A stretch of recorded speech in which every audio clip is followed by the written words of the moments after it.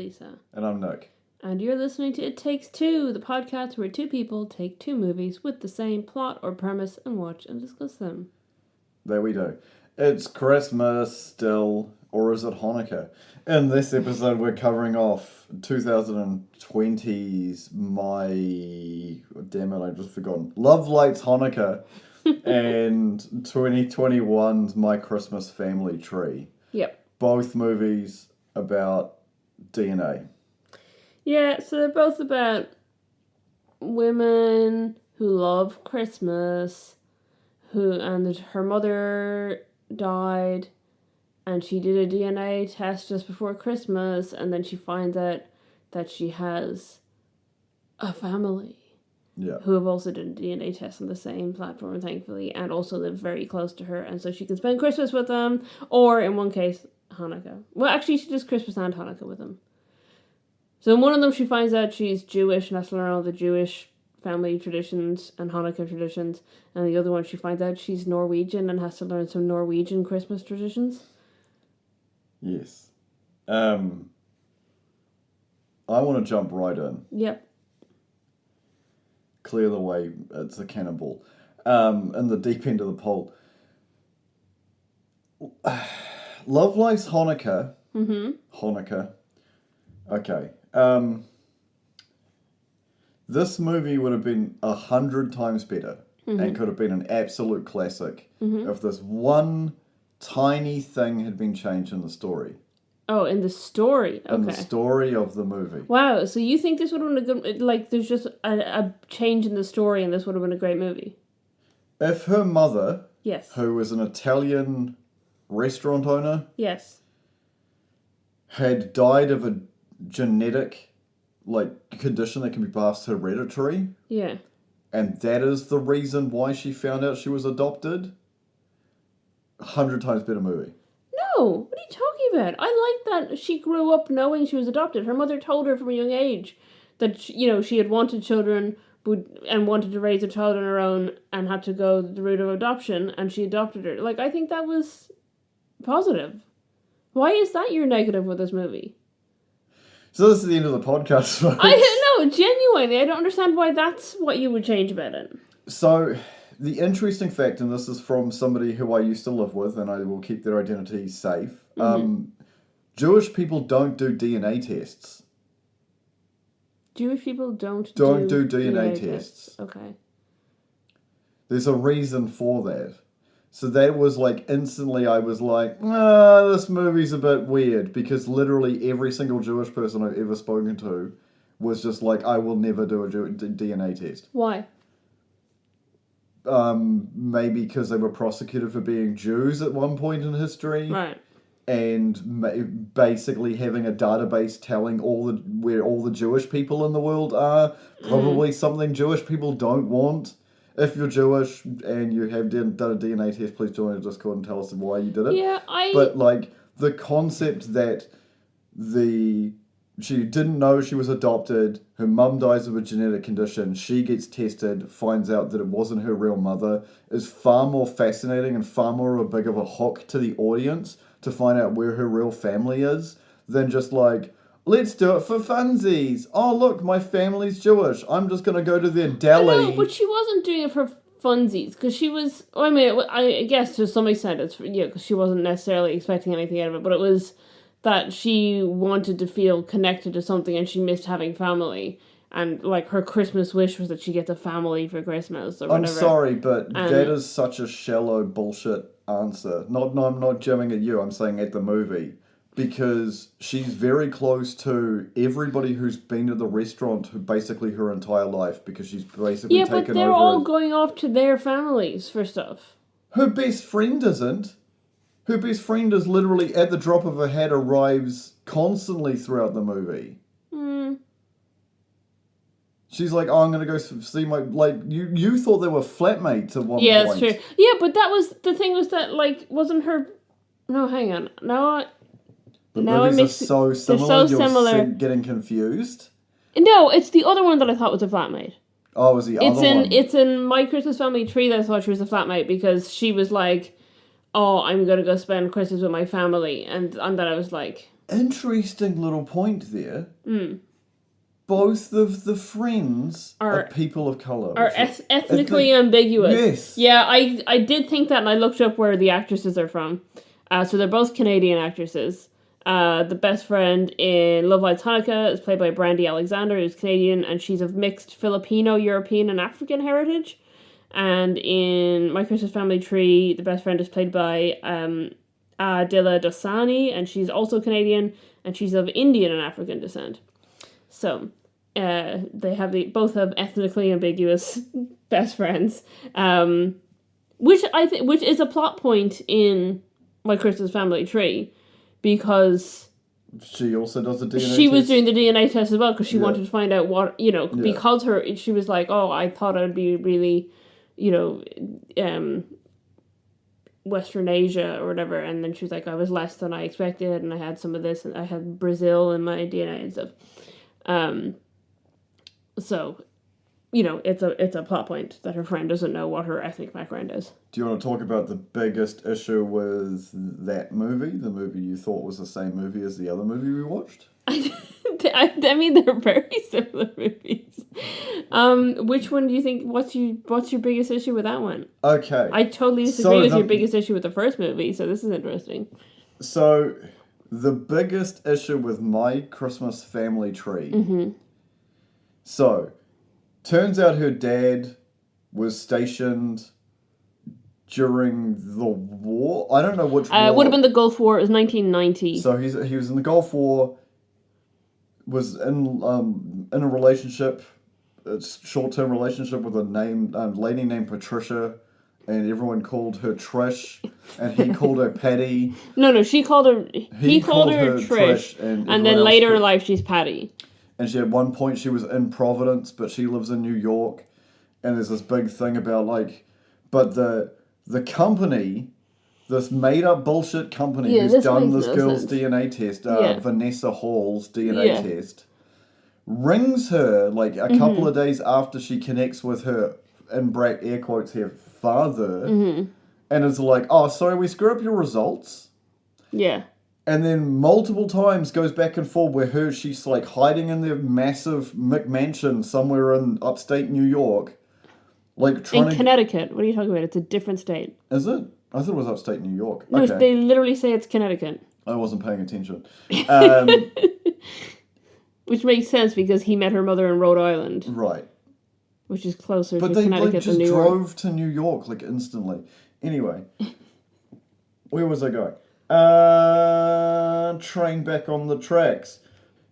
She's constantly on the phone and keeps missing calls, and they leave her a voicemail, and they're like, we screwed up your results, that's not your actual family.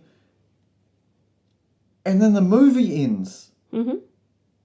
And it turns out it is because he's got a weirdly photoshopped photo of her, and it's here's your mum, see, you're basically identical. Yeah. But none of the part of the company being oh, we screwed up your DNA results is ever covered off. She never gets a hold of them. They just keep playing phone tag. Yeah. Because she constantly hangs up on them when they're ringing her. Yeah. I have there's weird issues with that. I have issues, and also other people have issues and I have issues with their issues. Because I've seen people complain about, the complaint I've seen about this movie, and it's even put in as a goof or whatever on iMDb, is that, if they were contacting her, they'd also contact him. The other person. But they wouldn't. What are you talking about? That makes literally no sense. It's her result that was mixed up. Basically becomes social media at that point. But there's no. So I saw people being the dad would have gotten contact as well. Literally, he wouldn't. All they did was they mixed up. If they mix up one person's DNA test, that's the person who they're going to contact. They'll probably contact the other Vanessa Hall, or is that her name, Vanessa? Whatever. Yeah.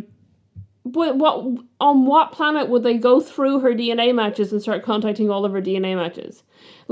First of all, and then this becomes a problem for me because then why are they calling her? They would just send an email, be like, oh, your results was messed up and they've been changed. Please check your new results or whatever. Because why would a DNA testing company assume that 2 days after you got your DNA results, you decided to travel to a different state and move in with a DNA match. Yeah.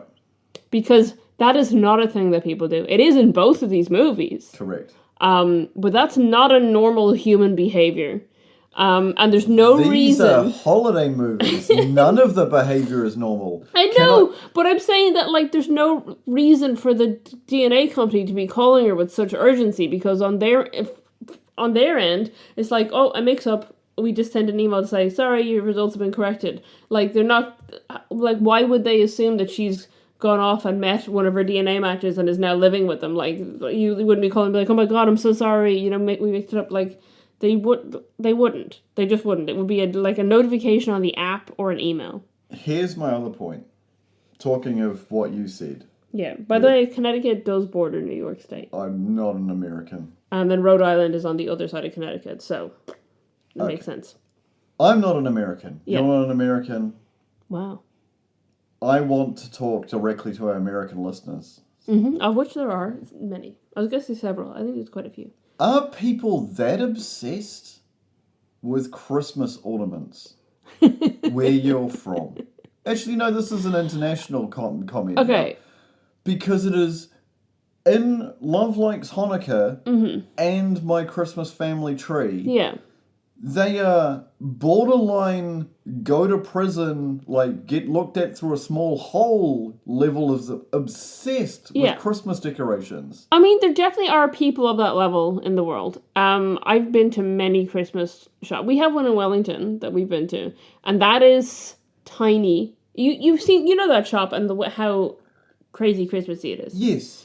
Those are like ornaments and centerpieces, not giant inflatable Santas. So that's teeny tiny compared to similar shops in the States that I've been to, which are like the warehouse that used to be in Wellington, or is that reopened? Reopened. Got caught on fire and then and then it reopened. That that warehouse. I've been in Christmas shops like that size. That are just all Christmas stuff. Do they allow you to buy as much Christmas ornaments as these people just have? Probably. That's bananas to me. Streets in places where there's I understand the lighthouse, like the people that put lights on their houses, because I visited one. There's one in Auckland that's famous for it. Yeah, there's a street famous for it in Auckland. The street's famous for it all over the States. Yeah. There's a street in Dublin that's pretty famous for it. That's Christmas lights. Yeah. That's what you're talking about. No, I'm talking about ornaments. Yeah. And like giant inflatable Santas. Yeah, that's what they have. And covering your entire restaurant and stuff that is basically like a borderline fire hazard. Mm-hmm. Listen. No. The people in Hallmark Christmas movies are always going to be complete, over-the-top, exaggerated Christmas lovers. Yes. Because that's their entire personality, is loving Christmas. And retail constantly steals. What do you mean? So, in the beginning of Love Likes Hanukkah, she orders a wreath, and the girl behind the counter is like, hey, I've got your wreath for you. And she's like, cool, can I have another one? And the girl's like, sure, I guess we have some. Even though, like, because it's like a very much like, hey, you're my favorite customer moment. Right. Then she just gets 2 more, so she ends up with 4. Okay. And then while blinded by holding, like, 18-inch diameter wreaths, just hands the person money, just nondescript money, and that's the end of the transaction. No receipt, no scanning them through the till, no change. Do you know what's super weird? This is a conversation you can have with Americans if you know any Americans. You know how if you go out somewhere and go for drinks or whatever here with a bunch of your friends, or, I mean, I say that as if this is something that we do, but it's not, but you know the concept. I'm sure you've done it in the past. You go to like a bar or something. Yeah. And you go up, you order a drink, you pay for it, and then you go back to your thing. Yeah. That's not how it works in the States. You give them your credit card, and they hold it until you leave. I understand it. That's insane. Yeah, I know. It is terrible, terrible security, and it literally is one of the agreements you sign up with a bank in New Zealand when you get a credit card, that you will not give it to anybody. Yeah. It's literally an agreement. It literally Yeah, you were breaking your contract with your bank at that stage. Yeah. So that's when people get there's a bunch of scams that are really easy. One of them that was skimming. Skimming's the term. It's a form of bank fraud where wait staff will hide scanners in their aprons. Mm-hmm. And I'll be like, oh, your card's not working here, let me just rub it on my apron in front of you. Yeah. And they'll charge you money to some like offshore bank account thing. My problem is she's not paying with a credit card. Because this happens multiple times, and especially when they go to that weird... Did they go to the weird restaurant on this one? Because they get the weird drinks. It's like getting punched by Christmas. Or is that the other movie? No, it was the other movie with the guy from Boy Meets World. That's Love Lights Hanukkah. Yeah, no, it was the other movie, not the movie with the boy with thing. No, she definitely hands people cash and is just never given change or told the amount. That's the other thing that bugs me about these movies. Yeah, have you ever worked in retail? No, you haven't. No, I remember that. I remember that because I called you out on it when you did the joke that every single person who has ever worked behind a till has ever hates to the point I don't think I've made that joke. Yes, you did. When? I called you out on it. I know what joke you're talking about. I don't. What joke am I talking about? I'm like, oh, if it doesn't scan, do I get it for free? You literally said that in front of me to a person. I don't think so. You did, I and don't, I was like, I know that's not how anything works. Yes, and I literally said that to the person behind the counter. I will say in the law in Ireland, things have to be sold by the marked price. And I once got something for totally the wrong price because they had put the wrong label on it. And I was like, well, these are my consumer rights. That's also the law in New Zealand. Okay. I was like, these are my consumer rights. And if this hat says it's $12 or €12 or whatever, then you have to sell it to me for that. That's how I got my PS3. Oh, is it? Oh, yeah. Nice. So what happened was I happened to be at the PS3 in my suburb where I worked. The suburb I worked in. So you were at the PS3 in your suburb? Sorry, I was at the warehouse. Can you just drop down to the local PS3? You've been in more countries than I have. Can you describe the warehouse for anybody who doesn't know what the hell I'm talking about? Because it's not quite Target. It's it's more like Superstore. The show. Yeah. Like Cloud9 it's like a slightly more expensive pennies with less clothes for the Irish people. And that's Primark for the people in the UK. I would say it's not nearly as big as a Walmart or a Target. I think it's more like a Target in the States than it is like a Walmart though, because Walmart is very food heavy.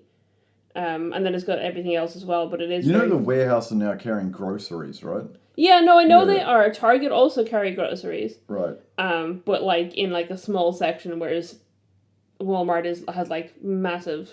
Oh, but then again, it depends where you go. Some of them, they're all different in different places.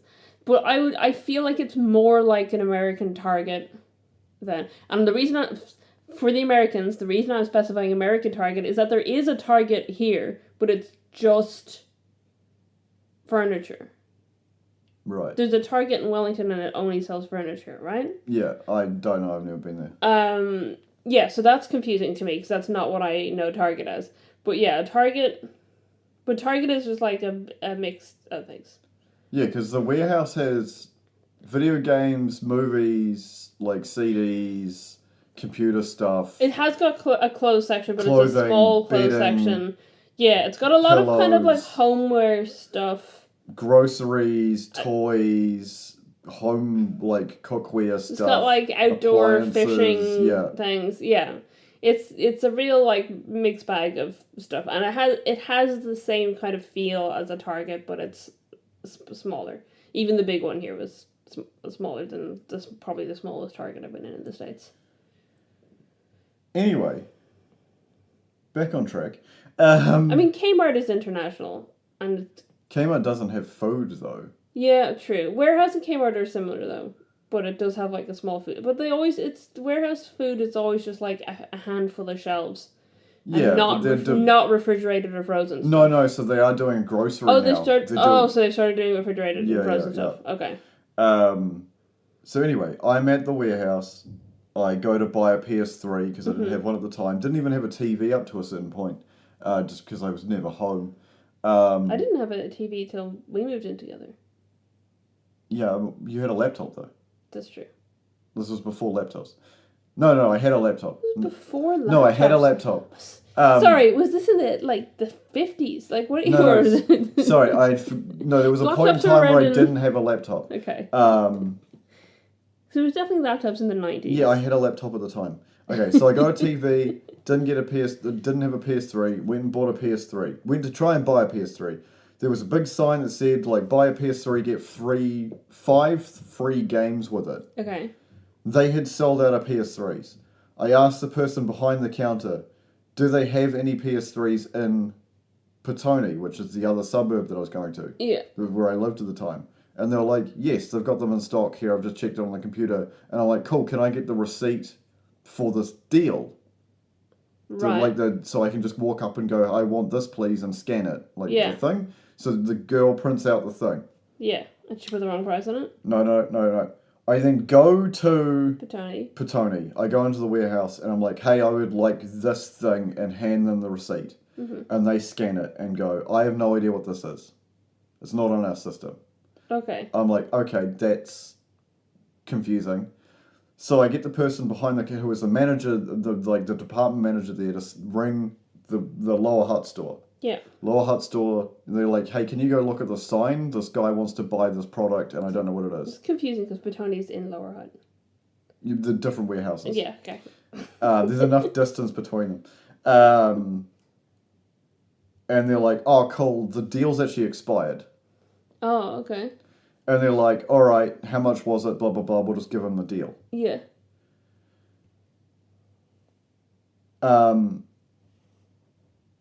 I end up getting them, but then they're like, cool. None of the games I wanted were in the Petone store. Okay. The games that I wanted were out of stock in the Petone store, but in the Lower Hutt one. Okay. So I end up getting the store manager called down, and Yeah. we have like a 3-way conversation, and just be like, hey, look, they're going to give me, I'm going to get the thing here, take the receipt, and go to Lower Hutt. Mm-hmm. And then they're going to give me the games that I want there for free. Yeah. Because I've paid for them here. Right. And the guy's like, whatever, okay. And we all shake hands, and that's how I got a PS3. But it was literally because they put the sign on that was literally an expired deal. Yeah. And no one had bothered taking it down because they'd run out of stock. Right. So I got 5 games for free. And they were like, they're still like, they were at the time, I think they were like, not the brand new ones, so they were like still $70 each. Nice. So I got several $100s worth of value for free. Yeah, like $350. Yeah. Cool. But it is literally consumer guarantee in New Zealand. If you put a price on, like, that's why sale signs are so important. Because if you put a sale sign on something and go, oh, this is not actually that price. Yeah. Because that was the issue we faced at the supermarket where you accidentally scanned the wrong barcode a couple of months ago. What? A bunch of clearance cheese, I think it was. Oh, okay, I don't remember that. Yeah, I do. I remember. We definitely had it in, because the only retail, I mean, I have worked retail, as in it's been part of my job this year. Has been a lot of retail.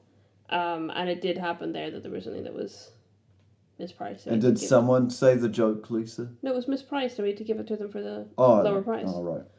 And I'm the manager, so I had to be like, Mr. Manager. let me just sort this out for you, put in a manual price. Sorry, I hope you're having a great day. Let's talk about some of the other characters.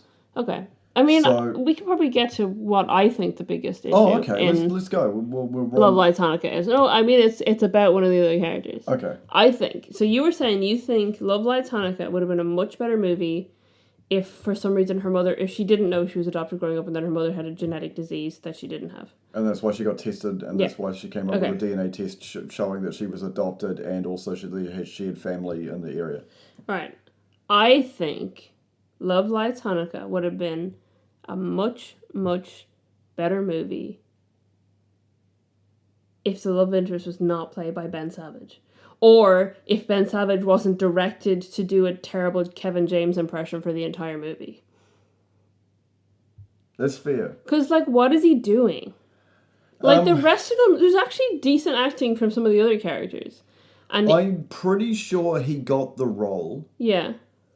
Because he's a Jewish actor and was just literally were like, hey, here's a paycheck. And Right. he just rocked up and did it. Because depending on how his contract was signed from when he was in Boy Meets World, that guy probably is super rich. Mm-hmm. Well, they get he would probably still draw a crowd if he went to like a whatever the version of Comic-Con is, but for like weird 90s nostalgia.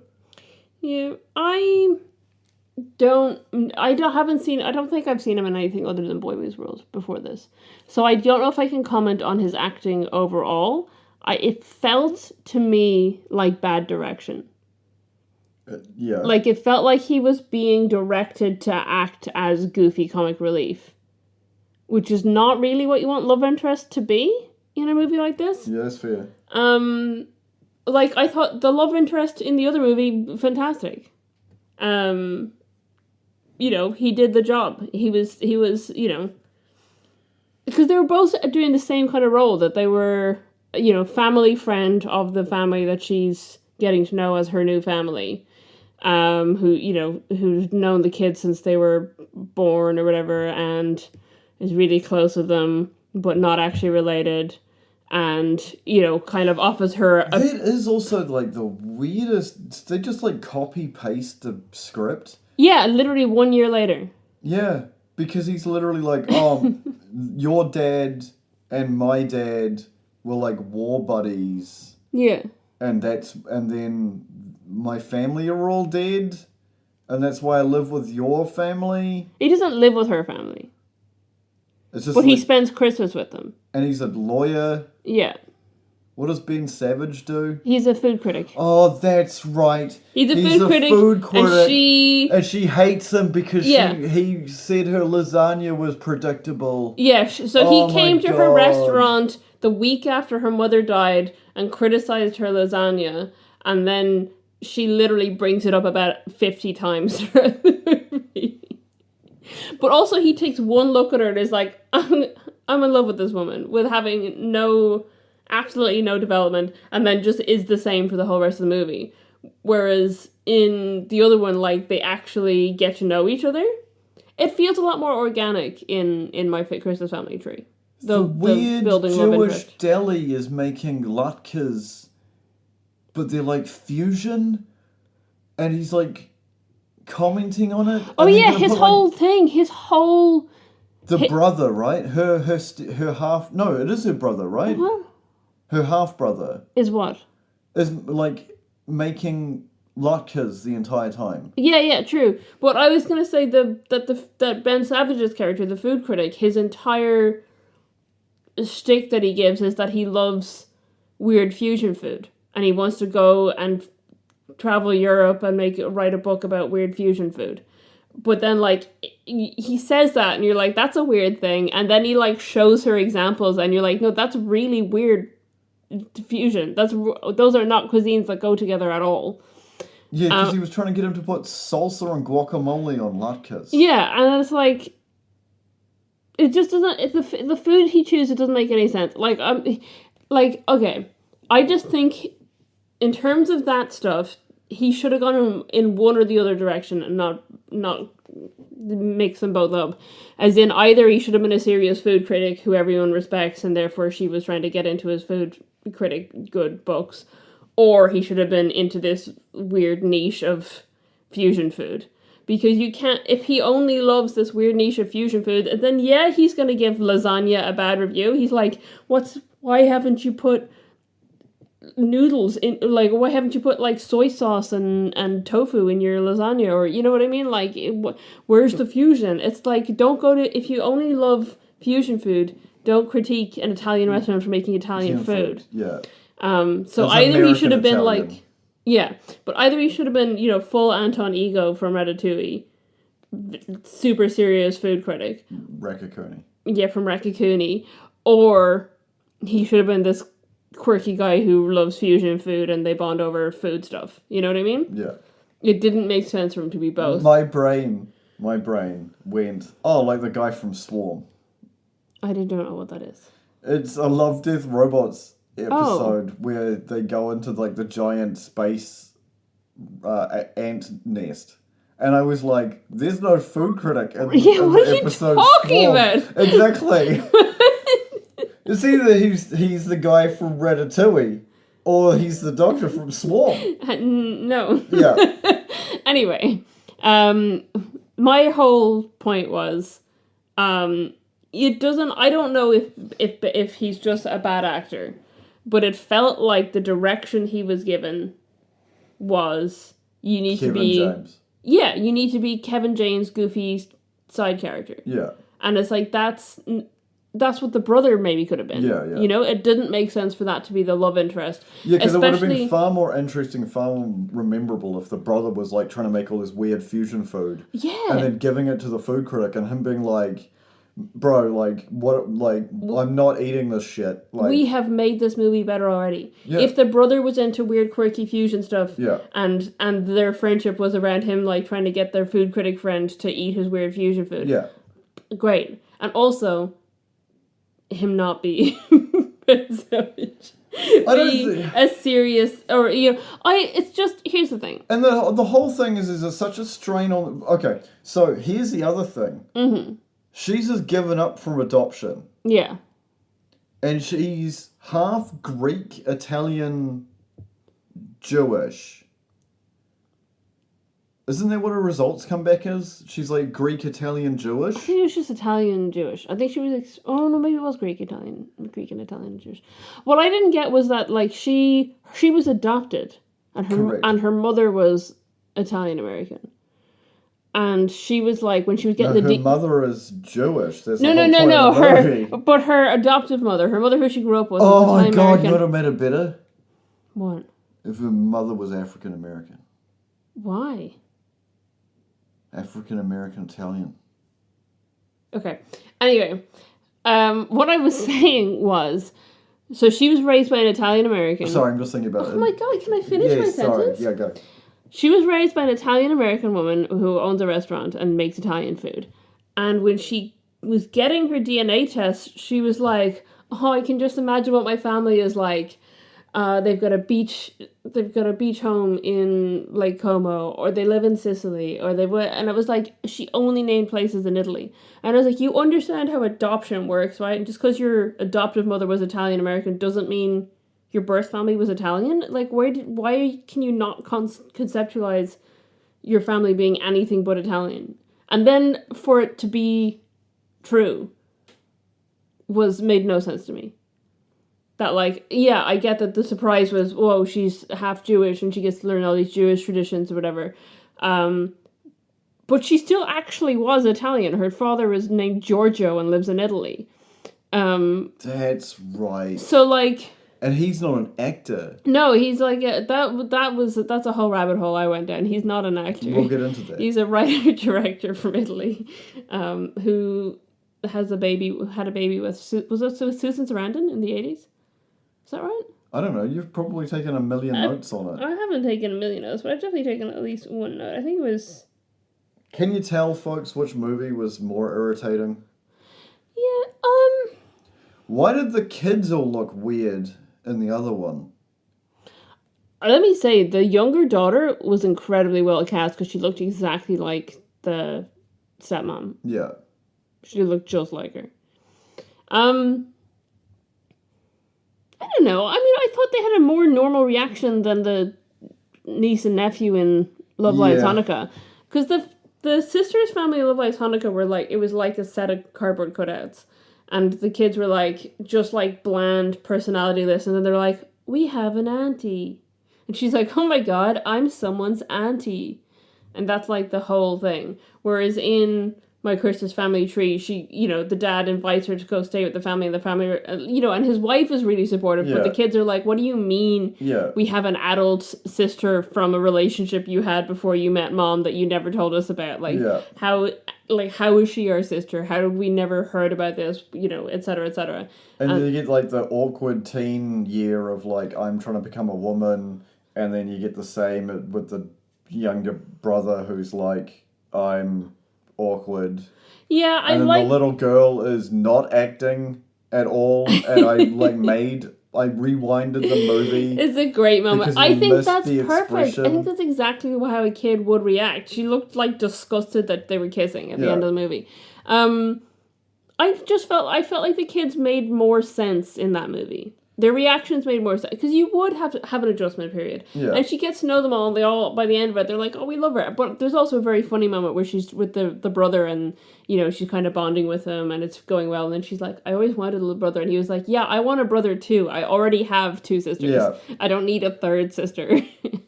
And that's funny. Yeah, I don't know, but anyway, the Ben Savage thing, I just like. If you're gonna have a goofy love interest, it can't be in a movie like this, I think.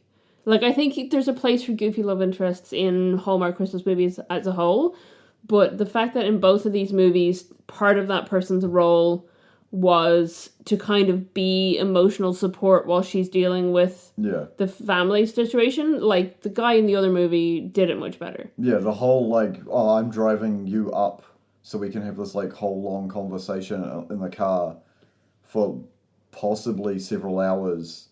Yeah, because they had to stop on the way for coffee or something. The weird peppermint eggnog. Oh yeah, that was what they had. Yeah. Christmas in a cup, allegedly. Yeah. For those who don't know, New Zealand's at the bottom of the planet. We're in the southern hemisphere, and it is summertime at Christmas. Yeah, we're in shorts and t-shirts. Yeah, it is not something you would drink in New Zealand. What, eggnog? Yeah, no, that's disgusting. I mean, I think it's disgusting anyway, but also I don't eat egg anymore. But even when I did, I wouldn't have had eggnog. Because it's eggs and milk, right? And spices. Milk and eggs. Milk and eggs, bitch. Yeah. Sorry. That's all I could think of when you said it's eggs and milk. Did you say sausage? No, spices. Gelato's not vegan. Yeah. Oh my god, my brain. So it's very warm. And yeah, it's not a, no, no. We can go out for milkshakes for Christmas, so that'd be nice. Christmas milkshakes. So, here's a fun fact for you, for all non-New Zealanders. Is it that New Zealand people eat more ice cream per capita than any other country in the world? Talking of ice cream, so we have 2 different things that Lisa disagrees with. Thick shake. We have what's called a thick shake, and we have a milkshake. Okay, so in New Zealand, a milkshake is just flavoured milk, and a thick shake is what's known as a milkshake in literally every other country in the world. Yeah. A thick shake has ice cream in it. And you also have chips and hot chips. Yeah. So chips, instead crisps. Fries and crisps. Yeah, fries in America are chips here, and they're also chips where I come from, in Ireland. And then chips in America are also chips here, and where I come from, they're crisps. So in America, they differentiate between fries and chips. In Ireland, we differentiate between chips and crisps. And here, they're chips and chips. Yeah. And I think Australia calls them hot chips. Here, you don't really call them hot chips, but sometimes if you're differentiating, But it has led to confusion sometimes with the fact Oh my god, that's right. I went to the supermarket and I was like, we're going to have chip buddies for dinner. Yes, and so you're this is the... fantastic. And then I came back with crisps. And you're like, so what the fuck? The problem is, so we love... I'm very Irish. I love potatoes. We love carbs. Sometimes we like to have crisp sandwiches for lunch, and that's... I think I love crisp sandwiches. And sometimes we have chip buddies. I'm saying this as if once a week we do this. It's not that often. It was last weekend. We have done it recently, but it's a treat when it happens. It's not like a daily or a weekly occurrence. And I like cheese in mine. That's true, and I think that's weird. But the problem is, a chip buddy to me is specifically hot chips in a sandwich with ketchup. I prefer. I would call the other one a crisp sambo. Yeah. And I get that you say crisp you say chip instead of crisp. I understand that, but I would never refer to that as a crisp buddy. So the fact that you said buddy to me was like, oh, a chip buddy is like a specific thing, and then you came back with not the ingredients for a chip buddy, and it was very confusing. Language barriers still exist when you both speak the same language. I don't know. Sometimes I'm not sure if we do speak the same language. Talking of other buddies in the extended buddy universe, the cinematic buddy universe, what do you call bread and a sausage in the bread? Now, I think my instinct would be sausage sandwich. Okay. So, but I could understand that being a buddy. More so than crisps in a buddy. So you understand the huge sausage sizzle culture within New Zealand? Oh yeah, right? 100%. And that's what you get from a sausage sizzle. Yeah. You get the grilled... Oh yeah, so it's just in one slice. Is that what you're saying? Slice it's one slice. With grilled onions and ketchup. I mean, that's like a very lazy hot dog, but... No, because a hot dog is a different type of sausage and a different type of bun. So I said it's like a lazy hot dog. No. It's like the hot dog that you make, that you're trying to convince yourself you're having a hot dog, no, but you're leftovers. Hot dogs and sausages are different types of sausage. Yeah, I mean, I'm vegan, so none of them are actually hot dogs. That's bullshit. No, not the fact that you're vegan's not bullshit. The fact that there are different... What would I do if I got those lovely sage Italian herb sausages and put that on a hot dog bun and gave it to you and be like, here's your hot dog? You'd be like, what the fuck? I'm saying, here's what I'm saying. I'm not saying if you served that to me, I'd be like, a hot dog. I'm saying, if I was here in the house and I was lazy and I didn't want to go out of the house and I was like, I really want a hot dog, but all we had in the fridge was those sage sausages and all we had bread-wise was like sliced pan, I'd be like, That'll pass for a hot dog. But it's not a hot dog. It's not even close. Hot dog's in a bun. Anyway, we are so sidetracked. Again, same language. Communication issue. Anyway, I can tell you my one big pet peeve with the other movie as well. Here's the thing. What are them? Which movie? With, My Christmas Family Tree. Okay. Because we both talked about what we didn't like about the first one, Love Lights Hanukkah. But it is a pet peeve I have across all Hallmark movies. I just found it particularly annoying in this one. And I think maybe because, like, this wasn't far off being a decent movie. Like, in terms of the story, the acting, there's, like, it's not, as far as Hallmark movies go, this might be the best one that we've seen. But what irks me about it, and it irks me about pretty much every Hallmark movie, it just was particularly notable, was just how annoying the music is. Oh my god, thank hell you're on the same subject, same mindset. There is a constant backing track. Yeah. And it is so jarring because the version we're watching doesn't have ads in it. And it is unbelievably jarring. Just cuts? Because it just cuts. And then you get like a second... A reprieve from all the constant music. From the background music. Yeah. And it is generic, like shit. Yeah, just so it's not... the entire time from the fucking credits rolling to the movie finishing. Yeah. It is just one continuous shit. Yeah, so people probably can't tell this from our lovely intro music that I made. But I did do, I have got a certificate in music production. It was specifically for video games. We've reached out to our favourite artists, and they were like, sorry, random person on the internet, we don't do commissions. That's fine. They're my buddy, okay, so... Well, we also reached out to Tom Cardy. We did also reach out to Tom Cardy. And Tom Cardy was like... Tom Cardy just never responded. Yeah. But yeah, we asked Montaigne, and Montaigne was like, no, sorry, I can't do that right now.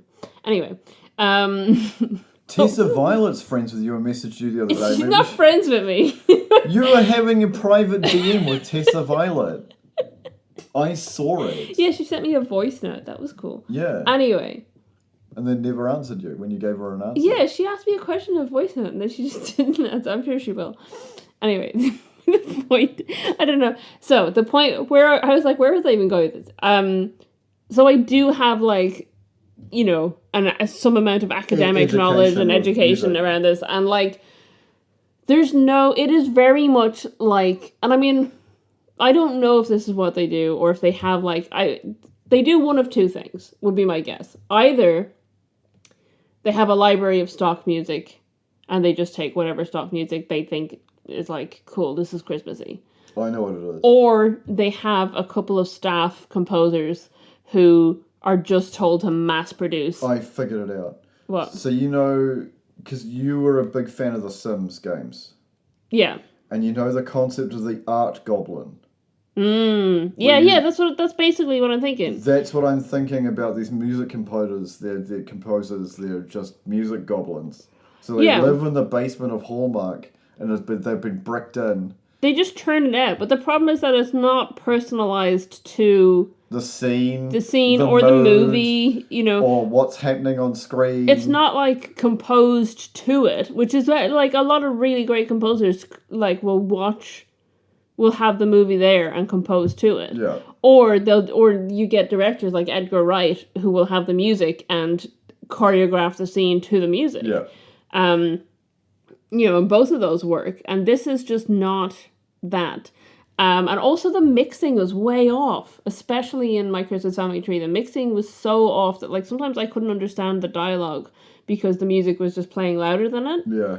And the music is like, and there'll be like a sad scene, the music will be like, do, do, do, do, do, do, do, and you're like, what is happening? Yeah. So it's incredibly jarring. I'm trying to see they've got a music by Devin Roth. Devin, are you okay? I'd like to reach out to Devin Roth and say, hey, what's going on, buddy? If you need help, tweet at us. I can't help in ways that I can explain right now. What? This is the only Hallmark movie he's done music for. Okay. Devin, what's going on? What's going on, my guy? Hang on. He's an orchestrator in... Hold on. Sorry. Devin, you did some of the score preparation. I don't know what that entails. But you worked on the score of Crazy Ex-Girlfriend for 22 episodes. That's a show that's actually known for working music really well into the show. So how did you do this? Is it just that like...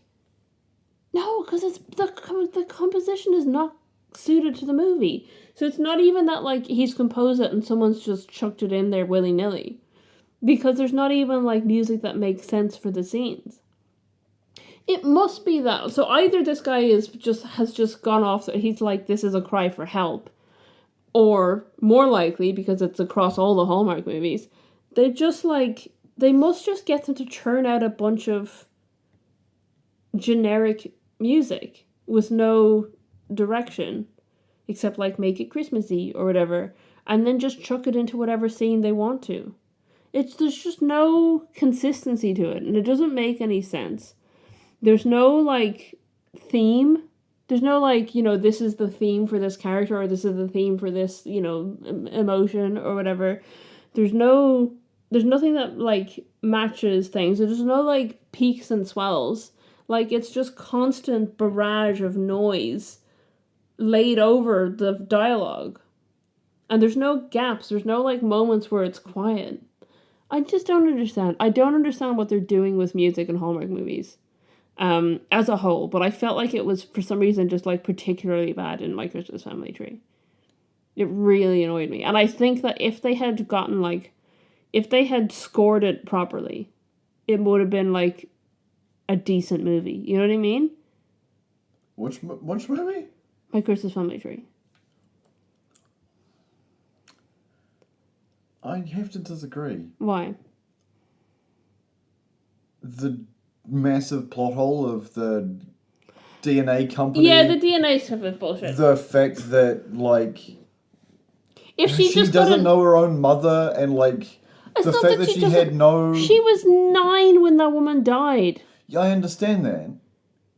Who, when they're 9, knows everywhere that their mother had lived at any point in their life? I'm not saying that. I'm saying that, like, she had no anything. She had nothing. She had, like, literally no, like, I was going to say memorabilia, but that's not correct. Like, no tangible hand-me photos. He has a photo of her. Yeah, he has a single old photo of her. We don't know that she doesn't have anything. It's never discussed whether she has anything. I thought it was. No, he's looking for a photo of her to surprise her with. And then, the tension is like, oh, we're going to find out that it's not her. But then when he actually finds it, it's like, oh, actually, it is her. And she is like, that is... It was clearly just a Photoshop photo of her. Okay. But they still, like... Yeah, I don't know. So her whole thing is that she was adopted... Oh, no, she wasn't adopted, sorry. But she grew up, and her mother died when she was raised by a single mother. Her mother died when she was 9. And then... She lived with a foster family till she went to college. Oh my god, that's right. What? Because one has the Italian restaurant and the other one is unbelievably wealthy, yet works for a... Yeah, that doesn't make any sense. The wealth situation doesn't make any sense. Because she works for a non-profit. In Manhattan. Yeah, so she grew up in foster care. Yeah. And then she went to college, and then she became a social worker, works for a non-profit, placing kids in foster homes. Yeah. And yet she lives in, like, a really nice fancy apartment in Manhattan.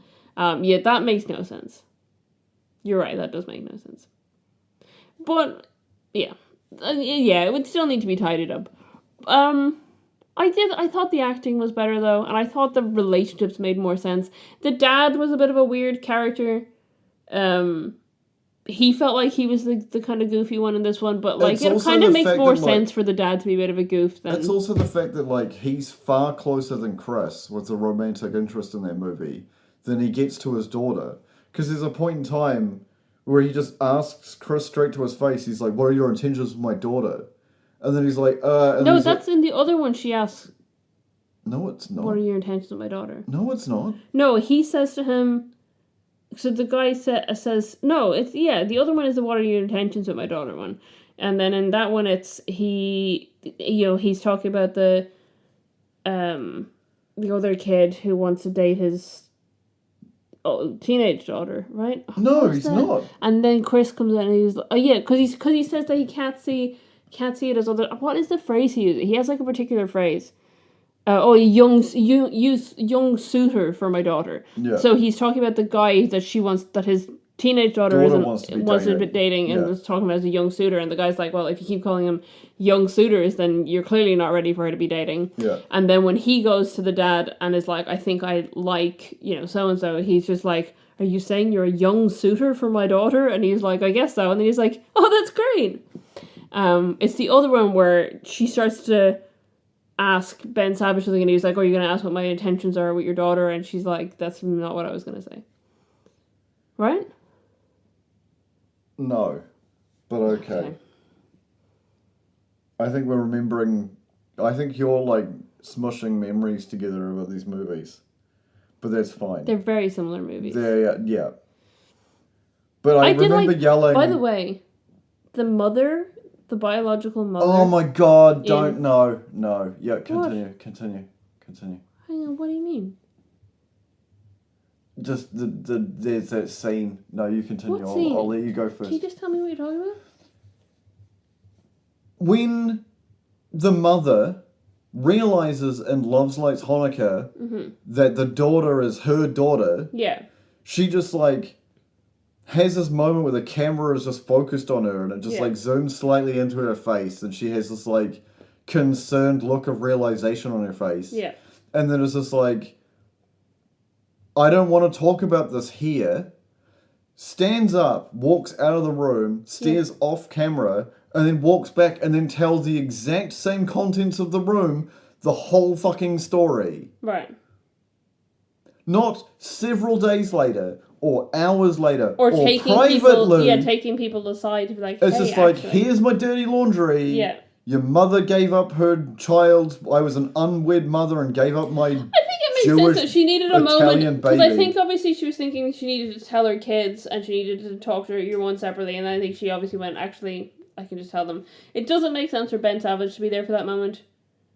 He didn't need to be there. No. But I can understand her taking a moment going, actually, I need to broach the subject with all three of these people anyway, so I might as well just do it. Here's the other point. If these movies are set in the time where they're released... Yeah. That was the 90s. Yeah. That's not that long ago. Okay. I was alive. Alright. I was not. I'm about the same age as them. Right? Yes. Because it's definitely in my Christmas family tree, they say she was conceived in 1990.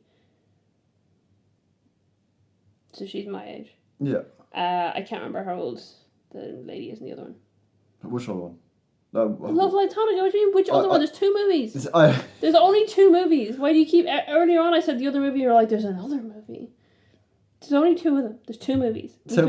We watched 2 movies. With the same plot or premise. Anyway, what I was going to say was not related to that at all. I was going to say the biological mother in Love Lights Hanukkah is played by Mary Lou Henner, who is an actress that I don't think I've seen in anything else, but I know her name, and the reason I know her name is because she features in the My Brother and Me episode where they did the red carpet interview at Margaritaville, which the day before we watched this movie, I re-listened to, even though it's from years ago. I re-listened to it the other day, out of the blue, and then the next day we watched a movie with Mary Lou Henner in it. Isn't that weird? Yeah. That's a weird coincidence, I thought. Okay, never mind. You didn't think that was weird? What are the odds? I don't know. I'm not good at statistics. Okay. Let's move into some trivia because... I don't really have any trivia. You don't have any trivia? Even though they're the Italian director, that they just randomly... No, that's it. That's the only thing I had. And that's not even... I just had to go research that myself. His name is Franco Amuri, who plays Giorgio. And he's a writer-director. This is his only acting role. He had never been in anything before. He hasn't been in anything since. I didn't take down... But I think it was Susan Sarandon that he had a kid with. I can look him up again. Franco Amuri. Yeah, I think... Was it Susan Sarandon? He directed the movie Da Grande, which is an Italian movie that Big was based on. Yeah, Susan Sarandon. So he was with Susan Sarandon from 1984 to 1988, and he has at least one child with her. One daughter, Ava Murray. So there you go. Just weird that this guy that they chose to play her dad is not an actor. But is... And then when Susan Sarandon dies, she'll do a DNA test and find her dad, who's an Italian actor. He's not an actor, I just said that. A director. I think she already knows. She's got his last name, which is a hint, I think. I suspect that his daughter knows she's his daughter. If I can Google it, and it's on his Wikipedia page... She can Google it. She probably knows. That's the other thing that annoys me. It's like, if it happened in the 90s, like... Their records would be, available. Way, this is a plot point in both movies, is that literally in both movies, the biological parent that she links up with is like, we lost touch, and he, in both cases, first of all, the man, there was a short-lived relationship, and then the man went to war, right? He was deployed. Yeah. Also, hang on, sorry, let me circle back. In Love Lights Hanukkah, the mother went to Italy for a college semester or something and ended up getting married to this guy and then annulling the marriage and coming back. And then when she tried to contact him, she found out that he'd been deployed. And so anyway, in both movies, the father is a guy who's a military guy and had been deployed by the time that the mother realized she was pregnant.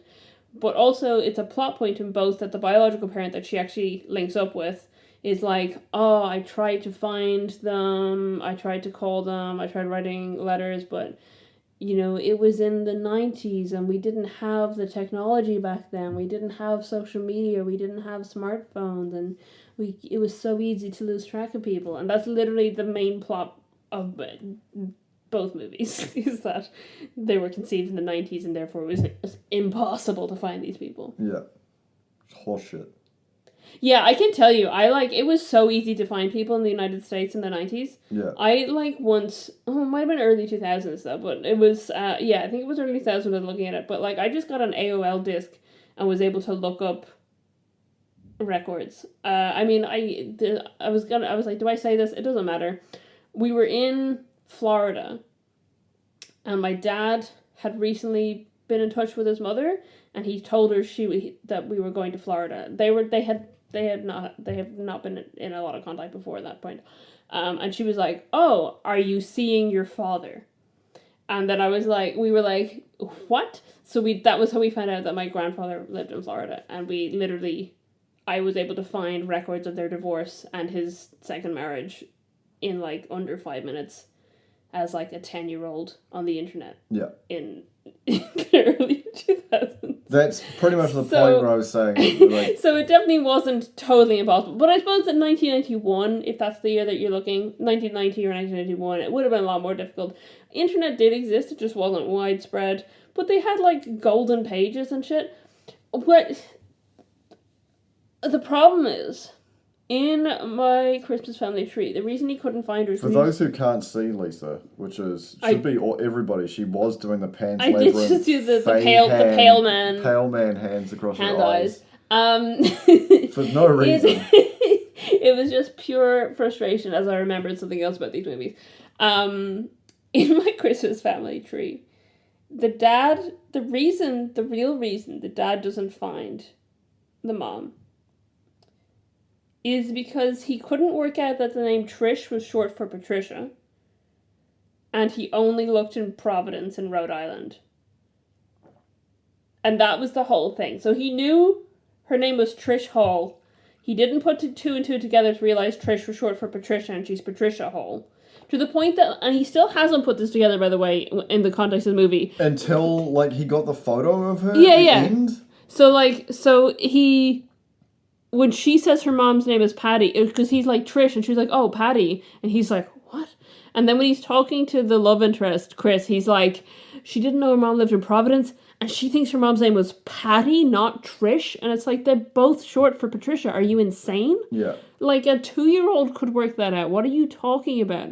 And then, like, he still is hung up on that, because at the end he finds the picture, and he's like, and it says Patricia on the back, and he's like, you guys... I thought it couldn't be her mother because her name was Trish. Her name was Patricia the whole time. It's like, how have you not worked this out? How did you not realize this? So literally the whole reason she doesn't have a dad for her whole life is because he couldn't work out that that Trish was short for Patricia. Yeah. And he couldn't bother to look anywhere outside of Rhode Island. Even though in the 90s, it would have been quite easy to use, like, I was going to say the golden pages. Were they the yellow pages in the States or the white pages? I think yellow pages is businesses and white pages is residential, right, in the States? I don't know. In Ireland, we had the golden pages, which was a different thing, and it had both, but it had it in different, like a residential in the front. So in New Zealand, we used to get 2 books. One was white pages, that was actual people's phone numbers, and yellow pages was businesses. Right, so I think that's what it's like in the States as well. In Ireland, they were 1 book, and they were the golden pages. So it had residential stuff in the front and business in the back. So in the States it's the same. It's white pages is residential and yellow pages is business. That's another brilliant thing that has been gotten rid of because of the internet. A lot of the information is still out there. You just need to, like, people have monetized it and you have to pay money to look up people. Or you just Google plumber in my area and number. In terms of, like, the business side. I thought you meant, like, the good thing is that we can't, like, just look at everyone's name and address and phone number. Yeah, that is so insane that they used to be normal. Yeah, I used to, me and my best friend, I don't know if she listened to this, but my best friend, when I was in primary school, I was going to say her whole name, and I probably shouldn't do that. And her address. Anyway, me and my best friend in primary school used to ring each other on our landlines and sit with the golden pages, because they'd be next to the telephone anyway. And the telephone, newsflash for all the younger listeners, it was not portable. You had to sit in one spot. You never ever asked somebody where they were. Yeah. That is a new thing that has happened. Yeah, you knew where they were. You had to sit in the one spot on your phone. In the hallway. Yeah. And we had, like, and you'd have, like, these, like, table that would be a table on one side and a little chair on the other side of it, so that you could sit on your phone. Anyway, we used to ring each other and we would pick up the golden pages, and one of us would find a funny name in it and the other person had to find the same person. And that was our whole game, and we would just do it for ages. And that was it. And that's how kids entertained themselves in the 90s. But this guy couldn't figure out that he'd have to go to Hall and then find Patricia, not Trish. He's like, there's no Trish Hall anywhere. And he's only looking in Providence. He didn't think to look at, like, surrounding states even, never mind, like, other totally different areas.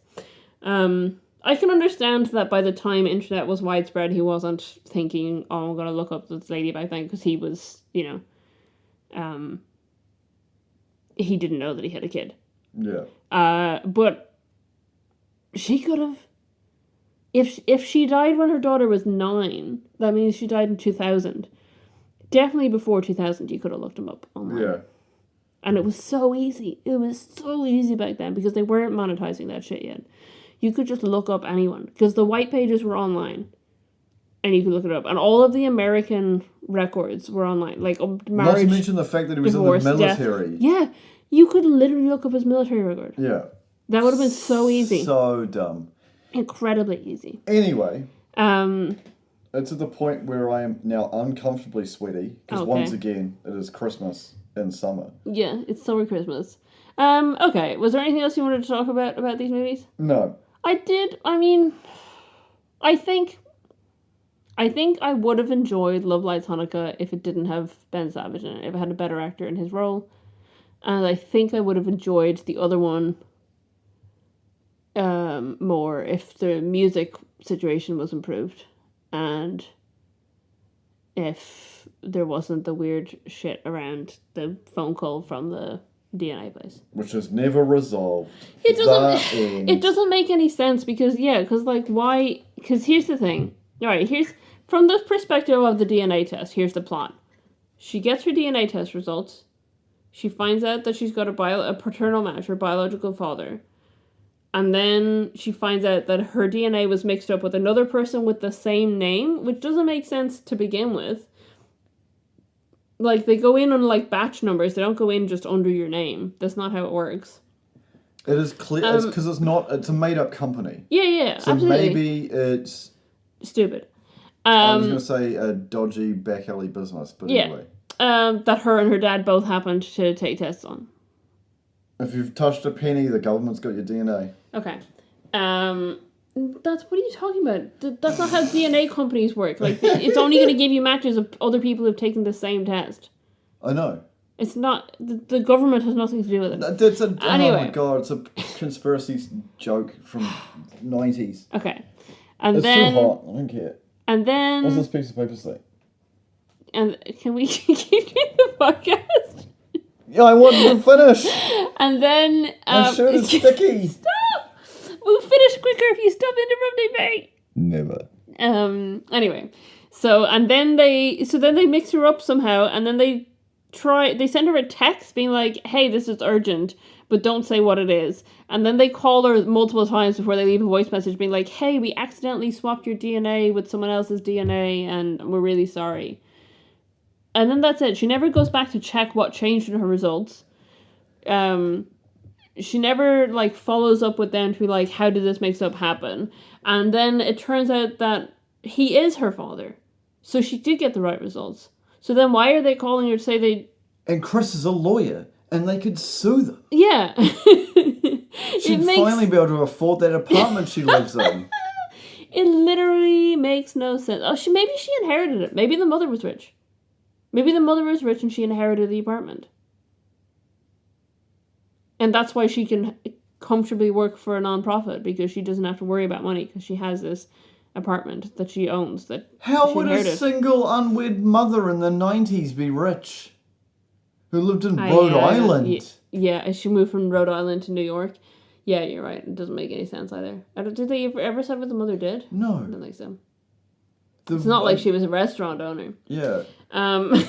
A major Italian restaurant when you're so close to the people who you've been serving, your mother was serving since you were born.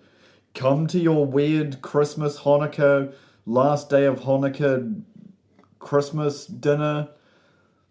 It was a Christmas Eve dinner. We didn't even mention the fact that the restaurant was closed, and that's why she had time away. Her restaurant had to have some repairs done, and that's why she was able to go and celebrate the whole 8 days of Hanukkah with her new Jewish family. Yeah. And then she did the full she did the last day of Hanukkah with them.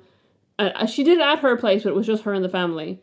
And then she did Christmas Eve dinner was her big dinner so she did Hanukkah and Christmas. Why are you looking at me like that? We forgot one last thing. What?